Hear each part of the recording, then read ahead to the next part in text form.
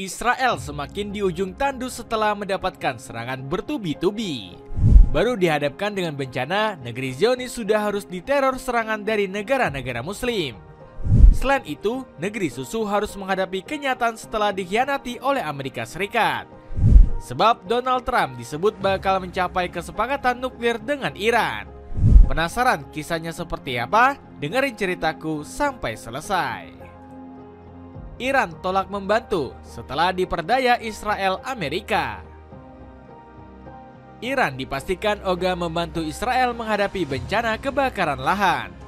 Padahal negeri Zionis pontang-panting mencari bantuan ke seluruh dunia. Usut punya usut, negeri para mullah memang punya hubungan jelek dengan Israel. Alasannya karena negeri Zionis ketakutan dengan Iran sejak tumbangnya Shah Reza Pahlavi pada 1979.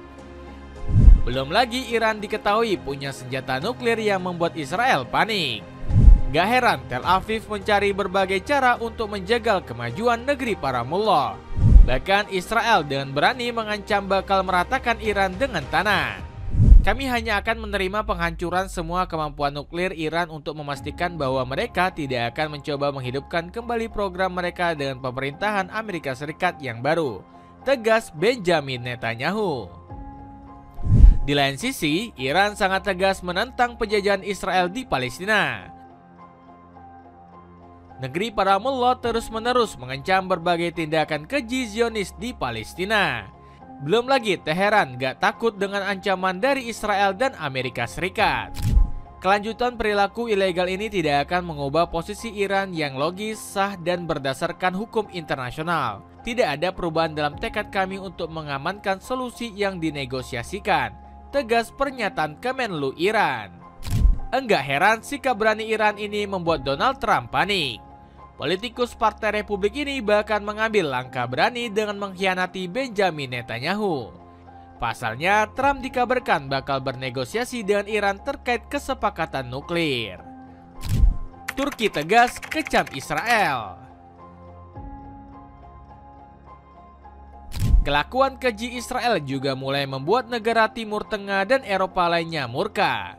Turki menjadi salah satu pihak yang kesal melihat negeri Zionis. Bahkan kebencian ini semakin diperlihatkan oleh Turki dalam beberapa minggu terakhir. Sejumlah cara sudah dilakukan negeri busur guna melawan Israel. Salah satunya dengan cara memutus hubungan diplomatik dengan negeri Zionis. Hakan Fidan menyebut kalau Turki hanya akan mengembalikan hal tersebut setelah adanya normalisasi di Palestina. Tidak akan ada normalisasi dengan Israel sampai gencatan senjata tercapai di Gaza. Kami tidak mencari konfrontasi dengan negara manapun di kawasan ini, termasuk Israel, ucap Menteri Luar Negeri Turki tersebut. Selain itu, Recep Tayyip Erdogan juga memperlihatkan kemarahan besarnya pada Israel. Politikus Partai AK ini geram melihat hal konyol yang dilakukan negeri Zionis kepada Palestina. Kita harus sangat kuat agar Israel tidak dapat melakukan hal-hal konyol ini ke Palestina. Tidak boleh dilupakan bahwa Israel cepat atau lambat akan membayar harga untuk genosida yang telah dilakukannya selama setahun dan masih terus berlanjut. Bahkan ketegasan Turki dalam memberikan perlawanan kepada Israel juga terlihat di berbagai hal lainnya. Salah satunya dari negeri busur yang menolak membantu mereka saat terkena musibah. Padahal dahulu Turki membantu Israel dalam memadamkan kebakaran pada tahun 2016. Namun, saat ini mereka menganggap negeri Zionis harus merasakan akibat dari perbuatannya. Alhasil, situasi ini kabarnya mulai menimbulkan percikan perseteruan antara kedua negara. Bahkan, Turki dan Israel kabarnya bisa memulai perang akibat masalah tersebut. Hubungan Turki-Israel berada pada titik terendah dalam beberapa dekade. Perang proksi sekarang menjadi ancaman yang sangat nyata, yang sebelumnya tidak terjadi. Tulis laporan media asal Jerman yakni DW. Dapatkan paket hemat 6 kaos singlet cuma 37 ribuan aja. Cek link di bawah ini. Indonesia perjuangkan kemerdekaan Palestina. Selain Turki, Indonesia juga turut aktif dalam memberikan perlawanan pada Israel. Nusantara dinilai nggak akan memberikan sepeser pun bantuan ke negeri Zionis. Padahal Indonesia selalu menjadi yang pertama dalam membantu negara lain yang terkena musibah. Sebut saja ketika Vanuatu yang dilanda gempa dahsyat beberapa waktu lalu. Bapak Presiden memerintahkan kami untuk segera mengirimkan bantuan untuk dapat meringankan masyarakat korban gempa bumi Vanuatu 17 Desember 2024 lalu. Bantuan ini adalah wujud solidaritas kemanusiaan dan komitmen Indonesia terhadap negara-negara sahabat, ujar Menko PMK Pratikno. Usut punya usut, Indonesia nggak memiliki satupun hubungan resmi dengan Israel. Belum lagi, kerjasama dengan negeri Zionis dianggap nggak sesuai dengan Undang-Undang 1945. Apalagi secara tujuan, Indonesia juga sangat bertolak belakang dengan Israel. Pasalnya, Nusantara lebih dikenal sebagai negara yang gak pilih teman seperti Israel. Ketegasan Indonesia terhadap Israel juga saat ini semakin diperlihatkan. Baru-baru ini, Nusantara memberikan tekanan besar pada negeri Zionis di Palestina.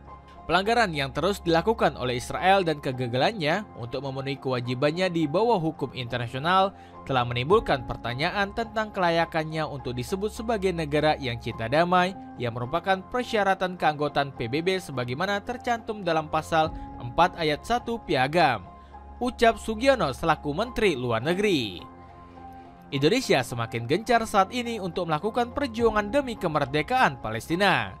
Nusantara meminta agar negeri Zionis memastikan kebutuhan penting dari para penduduk bumi para nabi. Israel berkewajiban menyetujui skema bantuan, khususnya untuk memenuhi kebutuhan dasar sebagaimana diatur dalam pasal 38, 59, dan 62 Konvensi Jenewa keempat, ucap Sugiono. Bahkan Nusantara mencoba untuk melakukan diplomasi agar Israel mau menghentikan agresinya di Palestina. Total diplomasi juga mengikut sertakan elemen non-negara seperti korporasi, LSM, organisasi keagamaan, lembaga filantropi, dan individu.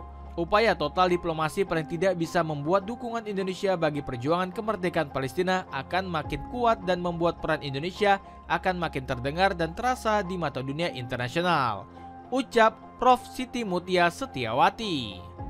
Suriah, Lebanon, Yaman, satu suara. Kebakaran di Israel membuat negara tetangganya bahagia bukan main. Bagaimana tidak, mereka senang melihat azab Tuhan akhirnya menimpa negeri Zionis. Pasalnya, Israel berkali-kali membuat negara tetangganya porak-poranda. Sebut saja seperti Lebanon yang kedamaiannya selalu diusik oleh pasukan Zionis. Bahkan Hibah Haidar selaku jurnalis dari Lebanon menyebut Israel pantas mendapat hukuman tersebut. Semoga Allah membakar mereka sebagaimana mereka merusak orang-orang Gaza dan tenda-tenda yang mereka tempati, ucap Haidar.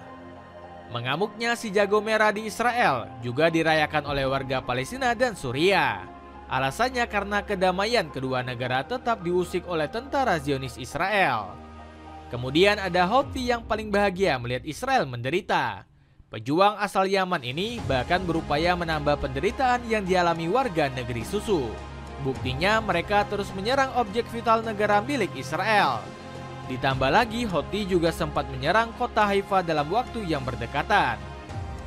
Israel juga makin terpojok karena kemarahan besar pasukan Hamas.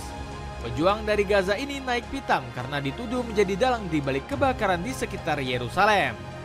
Terbukti, laskar pejuang ini kembali melancarkan serangan di wilayah Rafah. Serangan ini bahkan berhasil melumpuhkan 4 kendaraan perang milik Israel.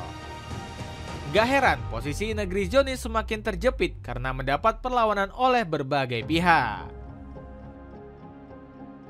Kaos premium semi katun yang lagi promo 100.000 dapat 5. Cek link di bawah ini.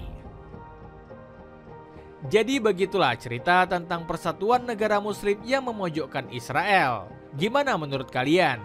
Ada komentar tentang cerita tadi?